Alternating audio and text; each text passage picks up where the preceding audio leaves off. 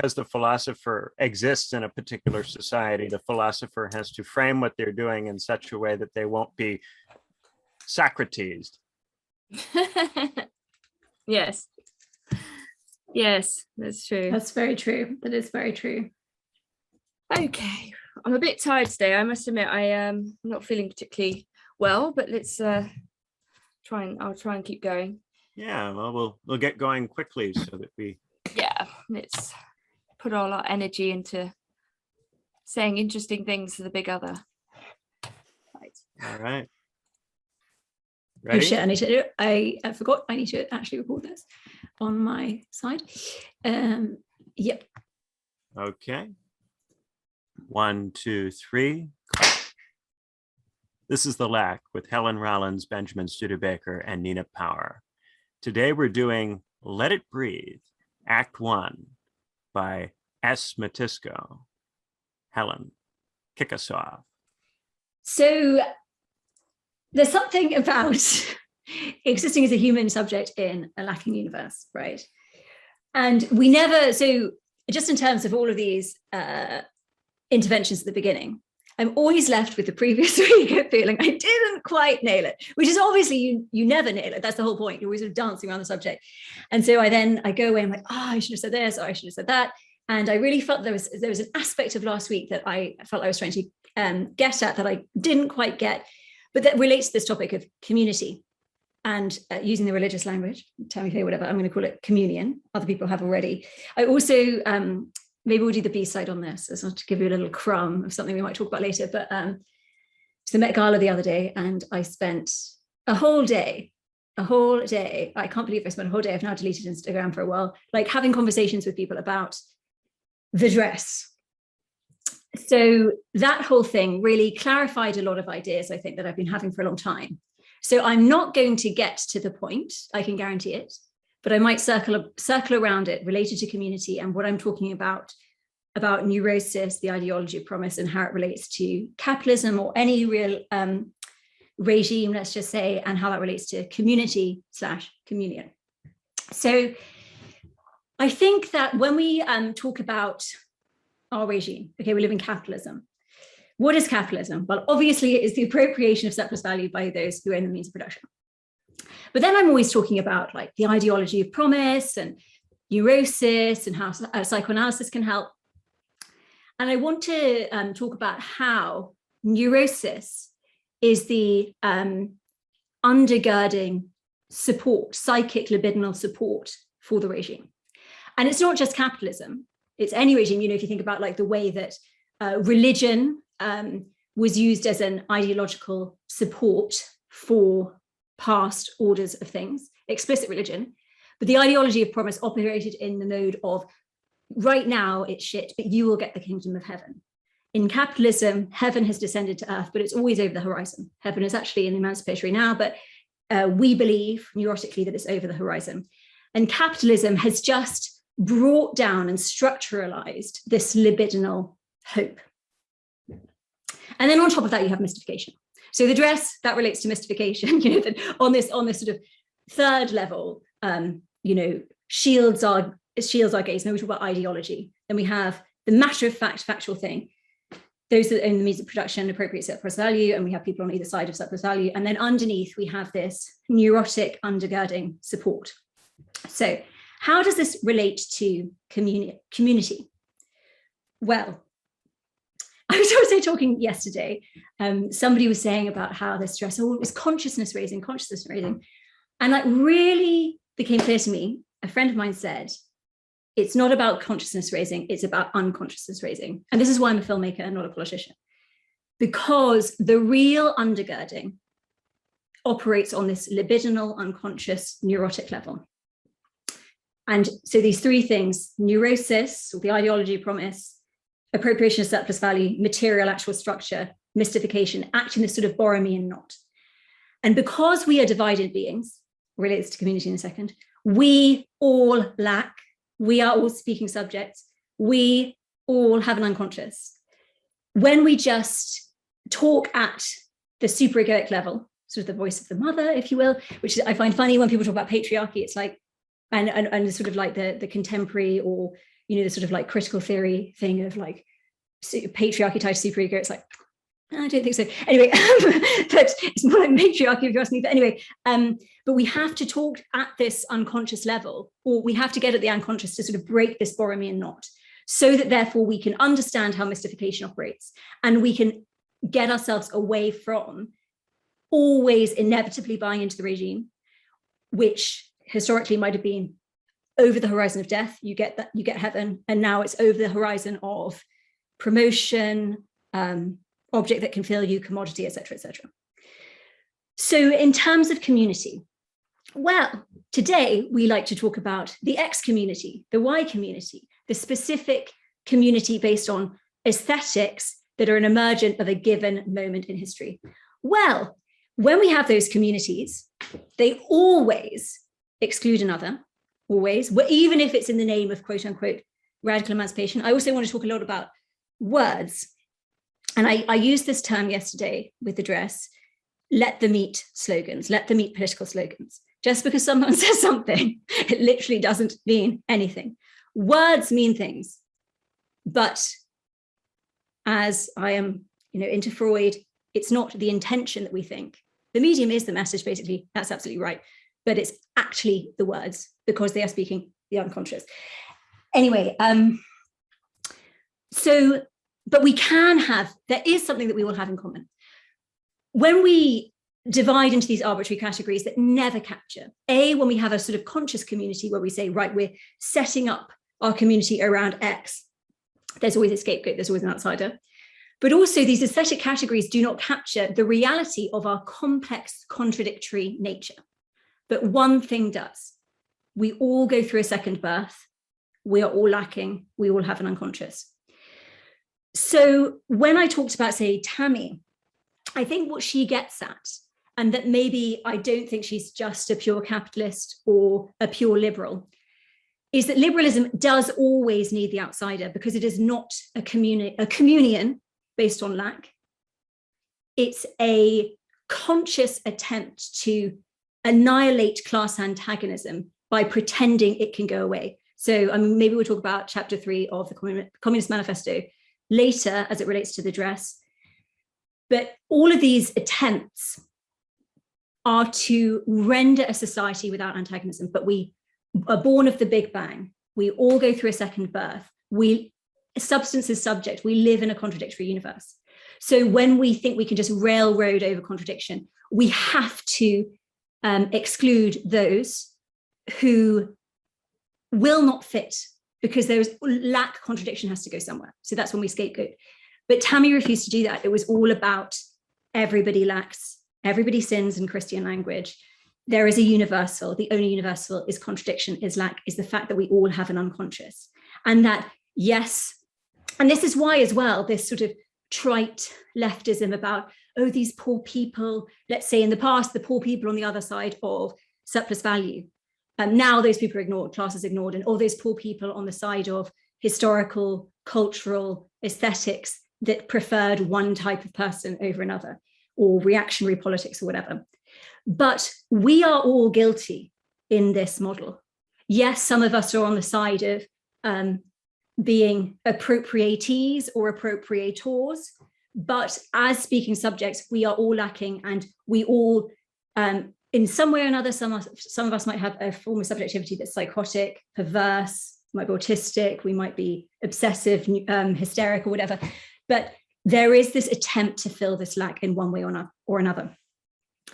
And that is the libidinal undergirding of whatever regime we have that allows us to be bought into mystification. So when it comes to, and this is why I really feel like neoliberal, liberal leftism is really not the answer, and why it is by nature reactionary or will lead to reactionary outbursts, is because it is not about community, / maybe the word is communion, around the fact that we are all lacking subjects.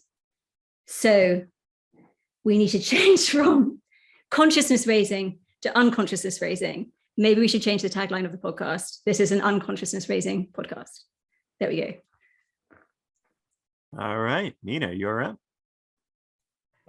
Nice. I like unconsciousness raising a lot. Okay, I will come back to the dress as well briefly, but I will start by talking about Let It Breathe, which was this extract or act 1 by S. Matisco. Hopefully I'm saying that correctly. Yeah, it was kind of interesting to read something like this, in the sense that I feel like I haven't really read much fiction, particularly in this mode, for quite a long time. I mean, the fiction I tend to read would be more, I guess, experimental. It would be stuff that's published by my friend Lewis at Morbid Books, or stuff by Infinity Land Press, who, you know, or it would be kind of prose poetry, or it would be kind of stuff that's sort of edgy in one way or another. So it was kind of interesting to read this kind of more, if you like, traditional fiction, and it sort of posed a series of reflections about what's going on with fiction in general at the moment. And I'm sure I've mentioned before, but I think one of the reasons why there's been a tendency towards autofiction is because of a kind of generalized fear of saying the wrong thing. We see authors being conflated with their characters, and if people start writing unpleasant characters that say unpleasant things, then, you know, because of the sort of literalism and the desire to catch people out, you often find authors being attacked. And particularly in the young adult fiction world, there seems to be a kind of very prominent problem where you're not allowed to write a character that sort of differs from you in sex or race, or, you know, something like this. And so there is a kind of problem of imagination, I think, that's sort of generally going on, which is based on a kind of fear. So it was kind of refreshing just to read something that had characters and a setting and conversation, and that you could visualize. I didn't really get a handle on when it was set, but I didn't particularly mind that in a way. And I think in relation to our question of community, and this, it did sort of remind me a little bit of Twilight, actually. And I think one of the kind of fantasies that is represented by Twilight, and perhaps explored in this extract, is the idea that what people want is something like to live for a parish. And this is a kind of common complaint, both on the left and the right, actually, that we live in an overly individualistic world, that we're atomized, that there is a kind of often a sort of fantasy that's going on in many people. If only we could live in something that was more community oriented, whether it be a kind of commune in the sort of leftist sense, or a artist colony, or a kind of or maybe something like a parish, you know, with the kind of religious aspects. And I think a lot of people have these fantasies. You know, I've been teaching Illich, and you know, pretty much all my students have at one point think what it would be like to live in a kind of Illichian village or an Illichian community, and whatever those things would look like in relation to technology and so on. And, you know, and I'm sure I myself think about these things, you know, what would it be like to live in a more communal way? And I have indeed made steps where we live to be more integrated into the kind of local community in various ways. And there is something extremely beautiful about that. But one of the things that comes along with that, I suppose, is a sort of necessary tolerance for people and opinions that you don't necessarily share or agree with, or, if you like, a tacit agreement that there's something bigger than your individual feeling about something that you all participate in, which is absolutely a necessary fiction that binds you all together. And one of the issues about living in a very small place, and some parents said to me recently, comes to mind. So I recently went back to Wiltshire for their 50th wedding anniversary, which is a very lovely event, and they live in a very small village, and they've known the same people for 50 years. And I've sometimes asked them how it is that they've managed to stay friends with everybody. You know, I mean, if you live in the same place, there is a kind of imperative for people to get along. Otherwise, the risks of, you know, social ostracism, awkwardness are intense, right? You can't kind of get away from these places, for better or worse, and sometimes worse. And my dad rather amusingly said, well, none of the men fancied the other women's wives, was one was one reason why everyone managed to stay friends. And my mother said, well, it's because we don't really discuss politics, you know, and so that there is a kind of a payoff. It's that there are certain things you can't discuss in order that the social bonds be strong, and in a way you can't really discuss them too much for fear of eroding that bond. So they have friends who have politics that are very different from them, and everybody knows that they have different opinions within this group, and they try not to kind of go into it too much. And then it sort of struck me that on the contrary, therefore, like the city is associated instead with a certain kind of antagonistic disagreement, and that the city is perhaps the place where these things can happen, but the city is also the place where people, you know, go to disappear, they become anonymous. You know, we've discussed before the kind of casualization of intimacy through dating apps, and the kind of the interchangeability and the commodification of individuals in our particular culture. So it's interesting to come back to the text and the dress. one of the things I noticed looking at the dress, which I did message to you yesterday and put as a joke on Facebook, is that it doesn't say tax the rich, it says axe the ich, which is like get rid of the I, basically. And so it's a kind of proposal for ego dissolution. And if the medium is the message, then AOC's but is trying to tell people to give up on their ego somehow, at the same time as appearing at the Met Ball, where the question of who gets to have a face is blatantly obvious. And this is more and more something I think about during COVID times, where the working class are generally masked, like if you go to a restaurant, and those people who are at the elites at the Met Ball all have their faces uncovered, hypocritically or otherwise. I mean, you know, Glenn Greenwald wrote a long piece about this recently that someone sent me, whereas all of the people working have masks on, you know, and it doesn't seem to bear any relation to any kind of scientific or rational distinction. So the only distinction that's on show is a class-based one about who gets to have a face. And this also relates, I think, to who gets to have a character, and the question of character in fiction then, as in this text that we looked at, is interesting precisely because it reminds you of the fact that the way in which people's lives play out changes in relation to the media that we use to discuss what it is to even have a character. And a character then become it can be a question of virtue. There's lots of virtue terms in this text in terms of adjectival accounts of who people are and what they believe in and what they stand for and why they do certain things. So questions of psychological motivation.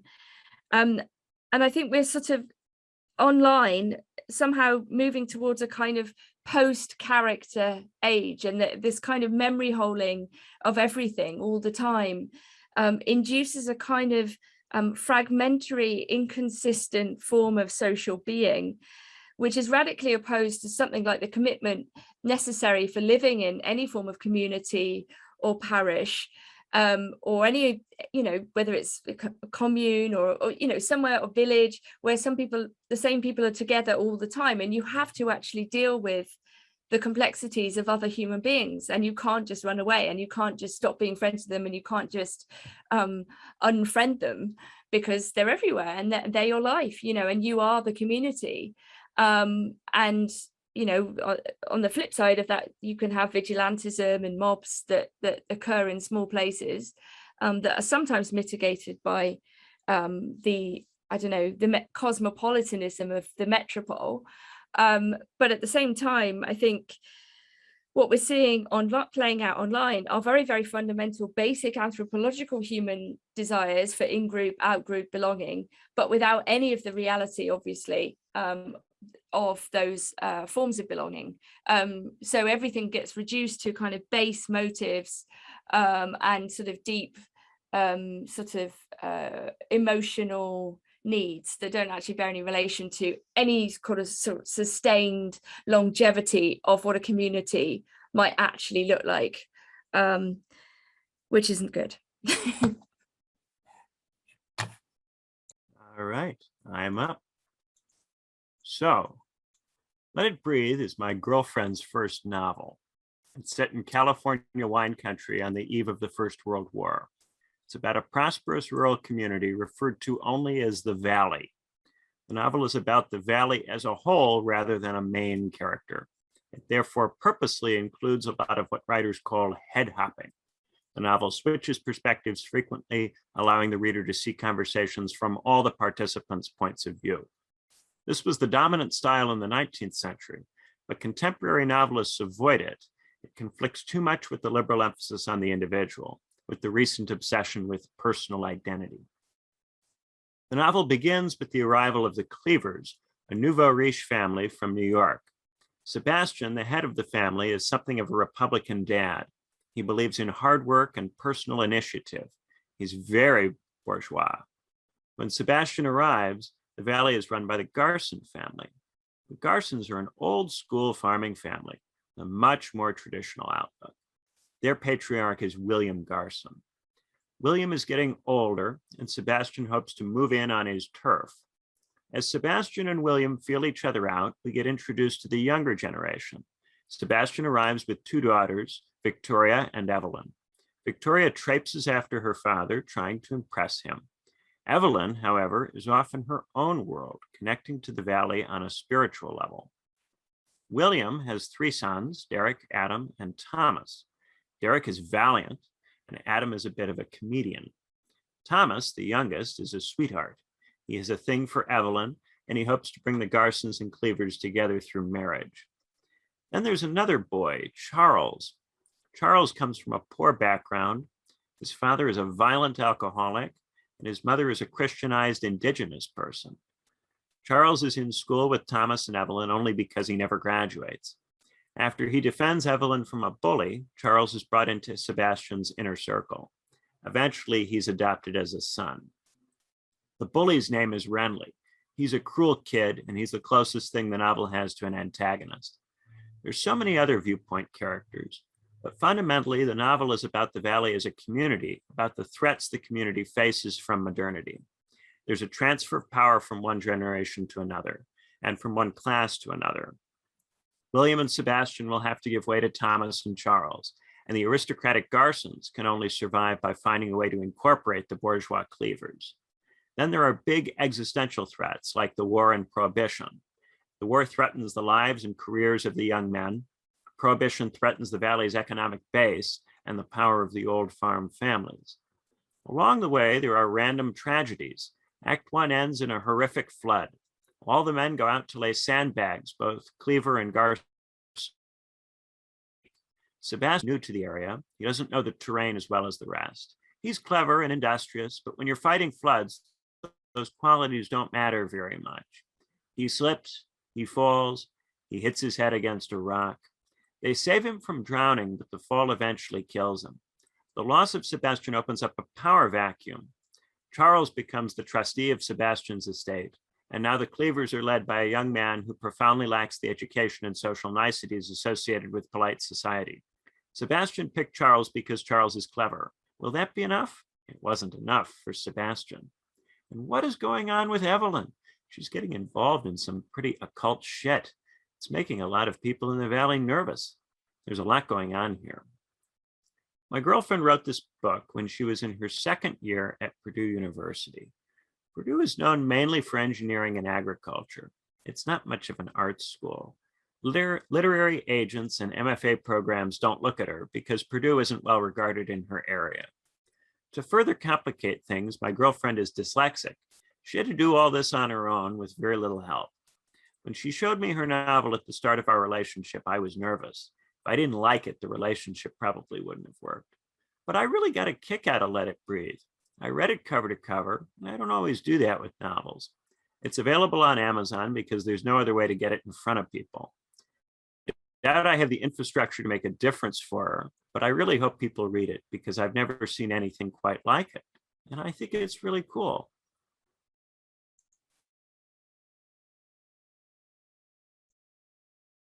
I was just talking there and I muted myself, so sorry.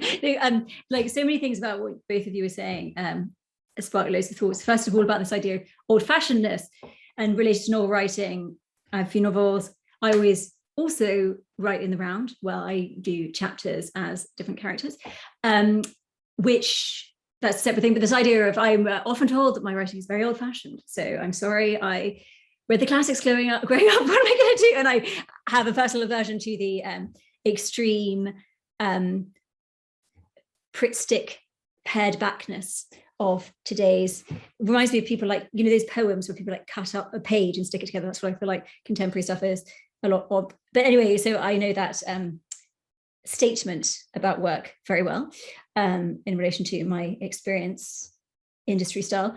But also, it's interesting because obviously this idea of the individual, I have a multifarious response to this, but just in terms of story writing or narrative, so yes, you need a lacking subject or a set of subjects that pursue something and have sort of a train track, a sort of libidinal journey through a story, but and that actually can have a really emancipatory insight because it's in the revelation that happens towards the end of the film that you can undercut the fantasy structure. So I actually think that's what film, especially as good at, but also novels, is undercutting libidinal investment in a futurity, complicating, muddling, revealing lack. But yeah, it doesn't have to be an individual at all. And I totally agree with you with what you say about this focus on the individual. However, this tying back though to this idea of axe the ick, which is very interesting because ego, obviously we're like ambivalent beings and we require going through the solidity of ego in order to be able to forego obsessions with identity later in life. So obviously this obsession with identity today, I think the individual is maybe more obsession with the individual, you know, is not just a 2021 issue, a post 2014 issue. We do live in an individualist, quote unquote, society. But in terms of identity, so identity is an ambivalent idea. So we do live in an era where the ego has and is often eroded. This is for very, very many reasons that psychoanalysts point out, but often refrain from pointing out because in our liberal world, this is quite shocking to people to say, as in nature is nurture. Our egos develop, we aren't born with an ego, we develop and solidify our ego in relation to those around us and certain functions occurring. When we render family structures more and more precarious, economically and actually physically, this can lead to conditions where infants do not form a strong ego. And this can lead to sort of a reactive obsession with a pursuit of identity later on. So for instance, we obviously have pursuits of identity and I am this, I am becoming this, I am that, and trying on often different identities today. Or we have an identity, you know, it's not like we're becoming something else. We have an identity and we decide to lean into it, which can often be a very neurotic thing. Neurotically, that is, whatever it is, the commodity, the hope, the object, the idea, the identity will give us essence, transcendence, will return us to the whole. And then we always discover that it doesn't. So it can be a neurotic thing, but it also can be a psychotic thing because we're trying to lock down our ego. Without an ego, so axe the ick, we are anxious and we do live in an age of anxiety. Some of my psychoanalysis friends say that we're in an era of hysteria, but many others believe that there is more and more psychosis, which is to do with a lack of grounding within the borders of the ego at a certain period of time. And you can actually, psychoanalysis can help it. I mean, some people believe that psychoanalysis can't help psychotics, but it actually can, because you speak to the rational part of the ego to sort of try to form an ego or sometimes give an artificial limb, quote unquote, to the ego. But the point being, so is identity is not one thing or the other, because we are becoming selves, and because we are born twice and our nature is our nurture, so our nurture is ourselves, so it's like a process. But also obviously, so actually anxiety also is highly conducive to capitalism. The more anxious we are, the more material unstable we are, the more we are likely to obsessively latch on to promises This can be both, this can be any kind of thing, but it's often a neurotic thing. But obviously, there's the Deleuze-Guattari thing of schizoanalysis, that to break down the ego in a 68 kind of way. Obviously, this is not necessarily accurate about the writings, but often is to do with the way these thinkers are appropriated. Jouir sans entrave, like to enjoy without borders, but you can only enjoy with borders. You can't have, and like egos are necessary in order to be able to enjoy and stuff. Or they're not, this idea that sort of like faux Eastern, erase the ego. It's like the ego is actually extremely helpful and prevents the reactive, what we culturally say is ego driven, which is more obsessive search or frenetic search for looking down an identity that we don't feel we have. So a strong ego prevents us from becoming like ego driven. But the point being is, like, schizoanalysis is also not the solution. You're not going to have just some like magical curing of society's problems by making everybody psychotic. It's like psychosis is often like terrifying for people who are going through issues related to it. But it's interesting thought. Yeah. Well, first of all, I just want to say, Benjamin, how sweet that it is that you chose something by your girlfriend. And I actually really like this gesture of supporting people that we care about. And I thought, that actually one way to kind of kickstart a culture is to just celebrate the work of people that we're around and this kind of thing. And it's kind of necessary. But the other slightly more complicated aspect of that is, what do you do when you like somebody but you don't like their work, or you don't like some of their work, and you don't want it to undermine your relationship with them? And it is a question. I mean, when I met the person I'm now with, I gave him a copy of my book and he didn't want to read it. The Platforms, which is a very sort of personal piece of autofiction, and he didn't want to read it for several weeks in case he didn't like it. So, and I do understand that that worry. And I think it's very interesting when you're in very close proximity to someone. You can both be extremely admiring but also extremely critical, and that criticality can be very helpful, but it can be awful. It can, it's like when your mother criticizes you, for some reason it's 1,000 times worse than when it comes from anybody else, regardless of what the content is. So something about that proximity and judgment, I suppose, even though that judgment might in fact be kind of very helpful, ultimately there's something kind of potentially always very brutalizing about it.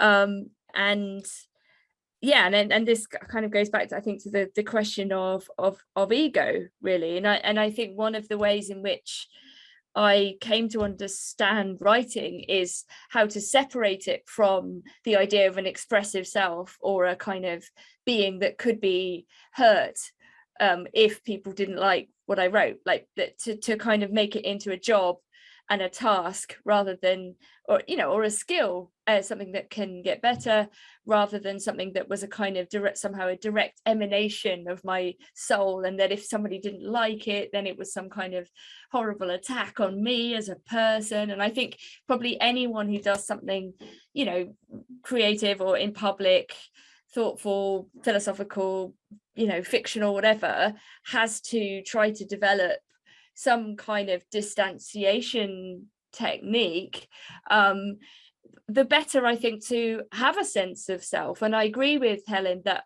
a healthy ego is a necessary thing. And I think one of the problems now is you have lots of selves, but they're very brittle and they're very fragile egos. And looking for kind of recognition in a sphere in which that recognition itself is extremely minimal, tangential, not personal, not face to face, like the like button or the viral tweet or whatever. I mean, these are kind of flimsy things that don't actually really mean anything in a certain way. They're certainly not like, I don't know, the recognition that my parents got from their friends for being married for 50 years, by virtue of people turning up to their party, for example. That's like a lifetime of relationality. And I suppose it's that question of knowing who you are in relation. And you know, we often forget that we are, if you like, almost nothing without our, you know, without relationality, without our ties, whether they're chosen or unchosen. And often people seek to kind of cut ties. They have fleeting relationships with people, they have flaky friendships, they leave people that they've previously committed to, you know, they have these, you know, there's almost like an encouragement of, you know, leaving people because people can be replaced, and of course they absolutely can't. And I've been doing quite a lot of work lately looking at Polanyi, not the Great Transformation, which is his more famous work, of course, which is an extremely important book, but actually some of his very interesting work from the 1933, 1934 on fascism. He wrote an essay on the essence of fascism, in which he tried to oppose, successfully or otherwise, a Christian notion of the individual, which he said was the thing that was being eroded by fascist politics.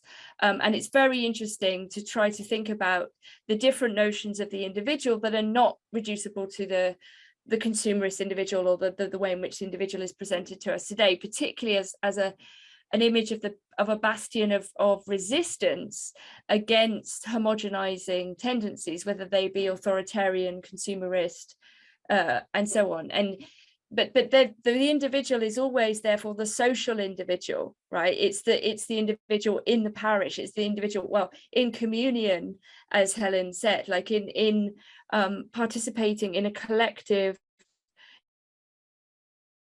experience at the same time as his or her own soul in the Christian language. And I think, you know, I wonder if millennials is slightly tangential, but might be undergoing something of a midlife crisis soon, like in relation to who they are as individuals. And I can sort of see it coming, not to be all Cassandra about it, but I mean, millennials will soon be, I mean, if some of them are already kind of, I don't know, getting towards, I guess, 35, 40, I don't know, when do people have a midlife crisis?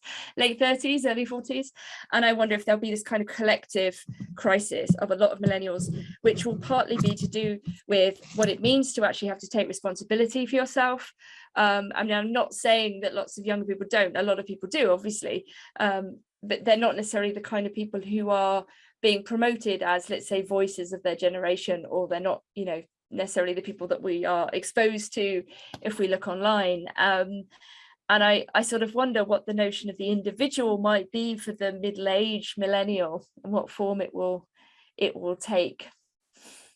To connect it to the novel, the two girls, right, Victoria and Evelyn, are kind of different faces of what you do when you're in a family that doesn't do a whole lot to construct a sense of self for you, because their mother is dead and died in New York before they arrived. And their father is consumed with trying to build wealth and power for himself. So he's kind of in and out and not very present, right? So the older daughter, Victoria, is constantly trying to impress the father, and then constantly trying to impress Renly, the bullying kid. And he's able to figure out that he can get her to do pretty much whatever he wants by doling out a mix of condemnation and praise, because she is so sensitive to other people telling her what's valuable, who she should be, what she should be doing. She never really developed that sense internally, so she's constantly trying to get it from other people. At the opposite end of that spectrum, you have Evelyn, the spiritual, mystical girl who kind of retreats into her own world and into her own space. And she also isn't really embedded with the affairs of the valley because she's really put up a wall between herself and everything else that's going on. So you have kind of, because there's an insufficient sense community rootedness for the two girls, you have two different strategies for coping with that. One, which is a constant reaching for people, and the other, which is a withdrawn posture. And in both cases, the arcs for the girls are, can they overcome that relationship to the valley? Can Victoria develop sufficient level of autonomy that she doesn't end up just completely sucked into the Renly world? And can Evelyn get out of her head and bring some of the things that she's been thinking about and playing with into the valley and use those to actually help and benefit people around her rather than just being completely withdrawn and walled off? And I think a lot of that in the millennial generation, where you have a lot of millennials who are just reaching for praise from other people because they were in households where nothing was ever good enough. And at the other side, millennials who have put up big barriers and emphasize that kind of introversion or anxiety or depression, and are saying, keep society away from me because it's too much, it's overwhelming, right? And in both cases, it's a self that hasn't really developed to the point where it can engage with the other, right? And I think that's kind of what you are both in different ways getting at, that part of we think about everything as, or certainly I often frame it as, an excess of individualism. But before you can really have any kind of healthy engagement with the other, you have to establish yourself, lest you just be drawn about by whatever is going on. Absolutely. And the less strong your sense of self is, the more you are tied to a toxic pursuit of confirmation of identity through, I am this, I am that, give me praise, I withdraw with these boundaries. And it's sort of like, how the quietist isn't the solution, nor is the person who gets on, dusts their soapbox off and just monologues, and we do live in an age of monologue rather than dialogue.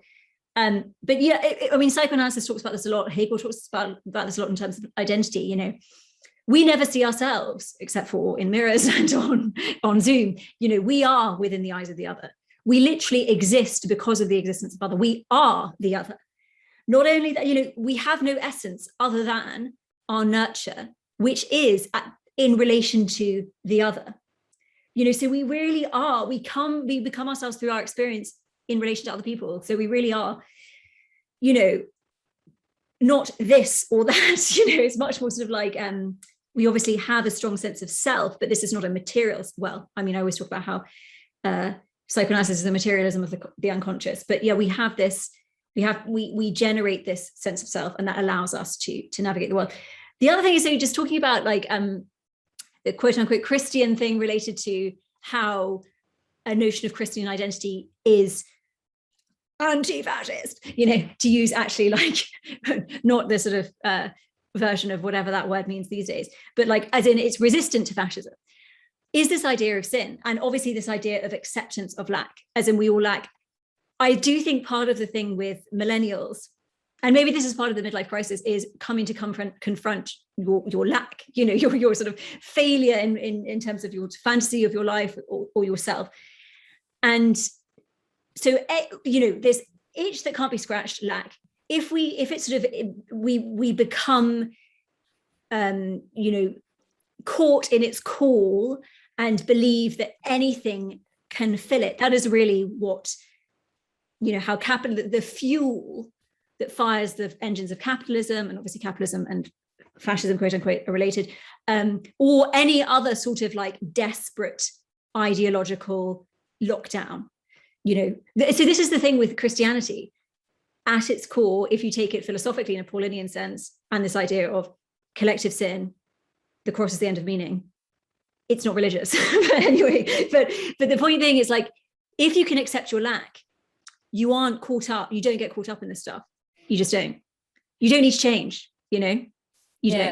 And I think millennials, without the sense of self to be able to tolerate the lack, can get caught up in things. Yeah. I think one of the most sort of beautiful things about is in, if you like, the otherness of the other in their otherness, right? So precisely, so for example, when we love somebody, we don't love them, we might like some aspects of them because they're similar to us or they have similar interests or something like that, but ultimately we love them because they are not us, right? Because we love them in their difference, and it's the things about them which we often can't even articulate, but it's to do with a kind of kernel or a sort of something that's slightly obscured or occluded from us that we see in them, that they, you know, you don't even want to necessarily tell them what it is you see because you enjoy it so much, whether it's a gesture or a, you know, something they do that they might not even be aware of, but it's something that for you is the other in their otherness, and it's part of what you love about them, if not really at the fact of it. And I think the revelation of the other in their otherness is also something that I think a lot of people find quite difficult, particularly as you said, Helen, I think, or Benjamin, that we live in a monologic, not a dialogic age. So when people are having discussions online, let's say, about difficult issues that might have lots of aspects that, you know, are quite nuanced, where people are coming from lots of different perspectives, the temptation for people to think, well, I've got the right position and anyone who disagrees with me must be doing so for malevolent reasons, is crazy. And we see it constantly. You know, there's a kind of very, very quick slippage into the ad hominem, or the stereotyping your opponent, or saying that your opponent must be possessed of hate. We've discussed this in previous weeks, rather than the acknowledgement that actually most people are engaged in good faith with reasons for their positions, and people's reasons just differ, and that, you know, in reality, adult political and social life is about trying to work out how best to live given the different interests that different people have, for good reason. Exactly. And in fact, very few people are bad actors, very few people are you know, coming from a place without reason, or, you know, are only motivated by hatred and malevolence, and that's something I think that people also have to come to terms with. And the politically partisan nature of oppositional online politics is insane. You know, and it's so immature. It's the opposite of an adult discussion. Exactly. I mean, this is the thing. Politics is about living into the contradiction and like having a dialogue, or a multiplicitous log, whatever that is, through within the contradiction. Yeah, what you're talking about in terms of love of the other is object A. You know, this unnameable object cause of desire that is a mystery to us, and it's an infinite mystery. It's like the hall of mirrors that goes on forever and we'll never get to. And that's why it's the not getting. It's the mystery that is precisely what incites our desire. But you know, this is the thing, again, to go back to axe the ick, like anxiety leads to this, you know, and we obviously, you know, student loans, obviously many people have payday loans, you know, economic precarity, the states dissolving, communities dissolving, being designed to dissolve in terms of what we're going through. It's like, it is to erode, to render anxious, and this leads to this, like everything becomes captured within this urgency. You can't say that, oh my god, this, we have to focus on this, if we don't focus on this, which means that absolutely no politics ever gets done. Because people are trying to be God inside the individual, inside the embodied subject. They're trying to be the whole truth and the whole good inside an embodied being, and of course you can't do that. And filling in the lack is to take on all of the truth and goodness of the whole universe, and to have it all inside a particular, and that's a contradiction in terms. Exactly. And I think that to love anybody is to acknowledge first and foremost that you can't have the whole truth and the whole good embodied within yourself. If you did, what use would you have for anybody else? So you have to start with the premise that, of course, there are some things that, try as you might to be as good as you can be, you're never going to fully get. There are areas that you're never going to be perfect in or great in. Every person is going to have areas where they're stronger or weaker, better or worse, right? And once you can acknowledge that you don't have every positive quality, and you can't, no matter what you do, have every positive quality, because the Stoic sage is not a real person that anybody can be. You know, once you grapple with that, then you can really appreciate other people, because you can spot in other people the things that you not only don't have, but will never have, and accept that you will never have. And the only way you can have those things in your life is to have others, and to have a community that brings others into constant contact with you, and you into relationship with others. And I think that's what we were really struggling to do, because so many millennials and young people, we were told we were supposed to save the world and be special and be the superhero, right?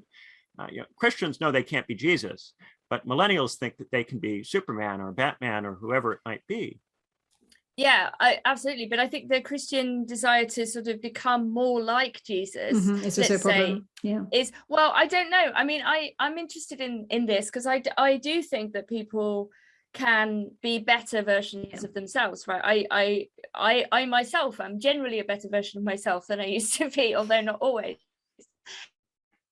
And, you know, I committed to the idea that people can improve, you know, they either through help or their own will or a combination of the two, and that the kind of failings and flaws that we all have, you know, which I think become more and more evident what they are as the older you get, you know, the patterns repeat themselves and so on. And that which you can see in the other as well. Like when I think what's also extremely beautiful is when you see somebody struggling with themselves but trying to do better, basically. And you know, again, the kind of question of community or relationality depends upon a lot of Christian ideas, which are often missing in the broader culture, which would be to do with things like forgiveness, to do with atonement, to do with, you know, to actually apologizing. You know, to actually apologize to somebody is to not only, if you like, admit the sin or the harm or the damage that's done, and not to say something like, oh, I'm sorry that you felt hurt, but to say I did hurt you. You know, and to, if you like, accept responsibility for the gesture, even if you didn't mean it. And of course, and the vast majority of the time, nobody means to hurt anybody else, right? It's often unintentional, it's accidental, but nevertheless, to accept responsibility for that which you didn't intend to be harmful, and not expect to be forgiven as well, either. So this is this thing. So I always say, when Jordan Peterson was in like the public consciousness for a while, like the thing that annoyed me about him the most, well, aside from the fact that it was Dunning-Kruger effect all the way down, and this was somebody who particularly believed that you knew about so many different spheres, and then as soon as he said something about a sphere that you knew about, you're like, oh right, no, okay. But anyway, is the step zero. So his 12 rules for life, but without the step zero, which is acceptance of lack, you're getting nowhere. So the thing is, it's like the frenetic pursuit of perfectionist embodiment of I am the modest, perfect Jesus. A, will always fail because nobody is perfect. But B, it's a fantasy, because you cannot be perfect, because we exist in a world because of the Big Bang, because of antagonism as such. So there's no perfect. If you aspire to perfect, to sustain the fantasy, which is a comforting fantasy that reminds us, or the fantasy tells us, no, there is a wholeness and completeness. No, this lack is only temporary. No, your anxiety is only temporary. You can get there. You can't. So what you do to sustain the fantasy, because if you ever got the fantasy, you'd realize it's also lacking, is you self-sabotage to guarantee that the fantasy always exists a fantasy. But the only way to actually get better, as in become more like, a better person, and I'm all for self-improvement, you know, being a good person, doing constructive things, is you have to accept how you are now. You might never improve, and B, that's not going to make you whole, and there's no whole and completeness, because there's honestly, no perfect, right? There's so no people perfect. Make the perfect the enemy of the better, and the only way to get any kind of better is to first acknowledge the impossibility of the perfect. Exactly. Right? And then you have, so Plato talks about how people conceive of romance as two people coming together to form a unity, right? Now, even that is too ambitious, because that suggests that one other person would make you perfect, and that two people together is enough for perfect. That's not enough for perfect. Nothing is enough for perfect, because to be perfect would be to be beyond the material. It would be to not be distracted by all of the consequences of being a particular person with a particular body that has particular physical needs that potentially conflict with those of other people in other bodies. Real perfection would require the transcendence of embodiment, and is therefore not possible in this realm, right? So there's no combination of people you're going to have that's going to get you to perfect. What you can do is you can get better by drawing on the particular advantages and perspectives and skills and talents of lots and lots of different people, appreciating the particular things that different people bring to the table. And that's what a real community is. A community is lots of different people in different roles bringing to the table Their different skills, talents, and abilities in ways which make everybody better, but nobody perfect and nothing perfect. And so it requires an acceptance of this continuing imperfection. And that takes the form of a willingness to accept that politically, the community is not everything you'd like it to be. Spiritually, religiously, it's not everything you'd like it to be. The people in the community, while they bring some things to the table, have other qualities you don't like and which bother you, right? But you've got to be able to put up with all of that. And you can't hope to socially engineer the community in such a way that every single person is all positives and no negatives, right? So you've got to interact with the community knowing that you're never getting to that level of perfection. You have to find a way to accept that. So not only do you have to accept that you will not be perfect, but that you won't make yourself perfect with your relationship with one other person or with your relationship with society, and that there aren't perfect relationships or perfect communities. Exactly. And that is a big load on a society that is constantly on the drug of utopian liberalism. Yes, this idea we're going to exactly. have a revolution and then we're going to have a perfect society. Do you know, the thing is, it's funny, I've seen actually people, I would, you know, in my definition of the left, I wouldn't call them leftists, but, you know, let's say culturally we're calling them leftists, who criticize other leftists. Oh, they, you know, they don't even call themselves utopian anymore. And you're like, yeah, and that's why the left wing. Anyway, like, we live, like, substance is A doesn't equal A. We live, substance is subject. Even rocks are divided. You know, here we get these wonderful, there's a beach a couple of miles away, these wonderful sunsets. Basically, sometimes when the heat is a certain temperature, you get sort of mist in the air, and then you get these like incredible sunsets with this sort of like colored, you know, it's amazing, the sort of pastel-y and the sort of texture. But that is there because of antagonism. You know, you wouldn't get that without antagonism. And so even with art, it's like the best, you know, what is art is, it's like it's this like way that the contradiction exists within, in a certain way that moves us, you know. And yes, perfectionism is utopianism, and it can't exist because it's impossible given the nature of our reality. And it is what leads to so totalitarian societies. Again, this is utopian. The thing is that it isn't total because it doesn't take into consideration life, and it has to throw out the person that doesn't fit their totalitarian vision. And so, and not only this, but this is the most violent, reactionary, and obviously Marx says this all the time. I read chapter 3 of the Communist Manifesto the other day, and it's like, oh yes, he gets it with utopianism and how it's reactionary, and how trying to do a sort of bourgeois leftism without just, I don't really like class antagonism, so let's pretend it's not there. It's like, ends up being reactionary because it's utopian. And that's not to say we shouldn't have a different form of society that within that form takes into consideration contradiction, so that we don't materialize the class contradiction that we then repress. But fantasy makes us have enemies, because it's only behind enemies that the fantasy actually exists in their shadow, makes us actually violent. It is like the step zero. It's just like if there's one thing that we will have to do is step zero. Anyway, sorry. Yeah, I mean, I agree with all that.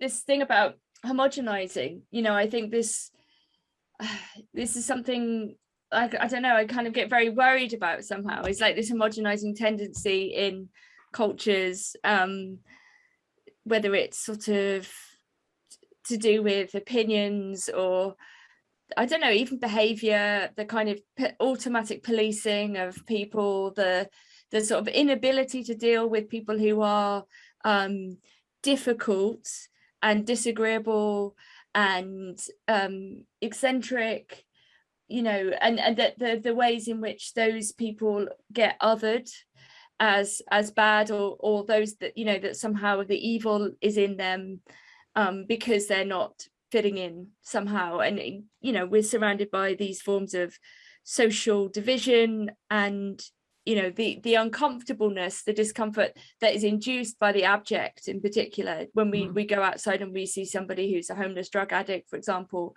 many of them live around where I live, and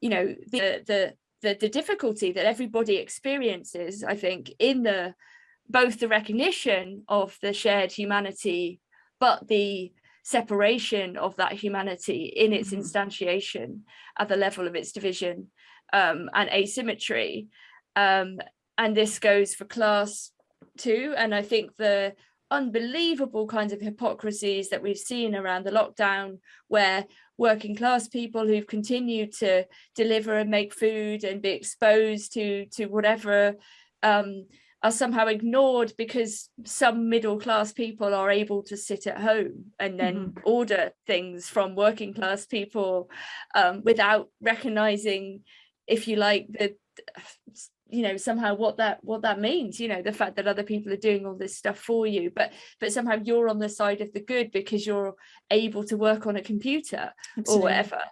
And to go back to the mask, like who gets to wear who has to wear a mask, who has to be vaxxed as a condition of keeping their employment, and who doesn't, all of the elites having these parties where none of them are masked, and it's almost like they're kind of showing off. I mean, it's nothing to do with anything.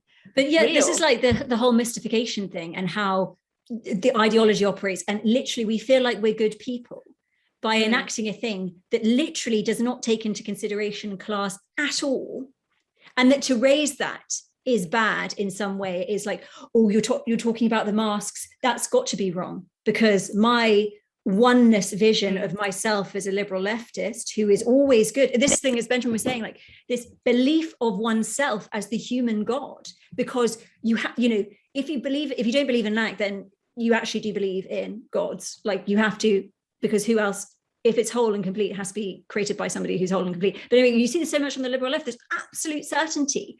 And it's like, if there's somebody on the left who doesn't embody the position that I think is right, they're like gone off milk. There must be something wrong with them, because I am absolutely right, because I'm a good person, because I don't believe in antagonism. I'm good, Yeah, one of the things I love about this novel is that there's a bunch of conflict in it between classes, between these bourgeois new arrivals and these landed aristocrats. But this conflict isn't resolved with just one of them beating the living hell out of the other and vanquishing the other. It's not some kind of revolutionary moment where the Cleavers come in and drive out the Garsons and then you have a liberal society.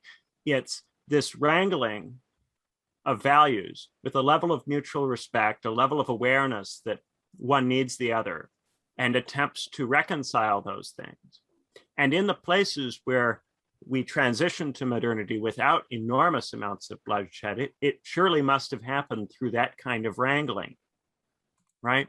And if we're to go anywhere positive in the future, it's going to require that kind of wrangling where there's an awareness that even the people that we really don't like, or the classes or groups that we really find disagreeable, that there's something of value in those perspectives that we have to find a way to integrate or assimilate, and the careful wrestling with that. And then the thing that, and that makes me ponder when I read this, that there are, of course, a couple of characters in this novel that are really hard to assimilate, like Renly, the cruel bullying character. And for so long in this novel, the characters wrestle with what to do with him because they have such a hard time finding a role for such a person. Someone who has just spent so much of their life in poor situations that bring out the worst qualities. And what do you do? And our society has never really found a way to deal, even the most rooted communities, with certain kinds of people. And how tragic it is to ever admit that you really can't find a way to integrate such a person, because what societies do is they execute people they really can't find a way to integrate. And when there is an execution, it's a tragic thing, because it's an admission that find any other way to make it work. And so it's an acknowledgement that the community has failed to be perfect and to fully integrate all of the parts. And I think that one of the reasons why I really love this book is that it doesn't take any destruction of any part of the valley as a triumph or a victory or a positive development, or as just a cathartic good thing. Every time the valley is unable to fit things together and something goes astray, there's this sense of loss and sadness in this novel. And it's one of the reasons why my girlfriend, she's dyslexic, and she's not someone who is necessarily going to read political philosophy, because it takes her a while to read stuff. And if you look at the Flesch Kincaid on this novel, it's written at about a 5th grade reading level. It's pretty easy to read. And yet she has this kind of insight, and she didn't need to read a bunch of theory to get it, that you have to find a way to mesh things together. And how did she pick that up? Because there's no reason to think that she would have, looking at her background, looking at where she went to school. There's nothing about her that stands out as the obvious explanation for why she was able to catch on to this. It's interesting because psychoanalysis has helped me come to terms with certain things that happened in my life that I think have led me to think in certain ways. However, I do not think that there is an essence. And I think this is the problem with identity politics. It's like, if you're this, then you have to think like this. And then you obviously have people like Larry Elder who are from a community and they don't think in the prescribed way, which is sort of like a grateful victim, which is disgustingly patronizing and if absolutely racist. Then you have to say that you're magically white and somehow, whatever, that you embody whiteness. But I think anybody is capable of this insight. It's not when people say, oh, this is over intellectualism. No, it fucking isn't. This is very basic. But sometimes we need to use complex philosophy to help those who have been overeducated with garbage, which is a lot of us. Not that I'm actually very grateful for my education, so I take that bad about myself. But I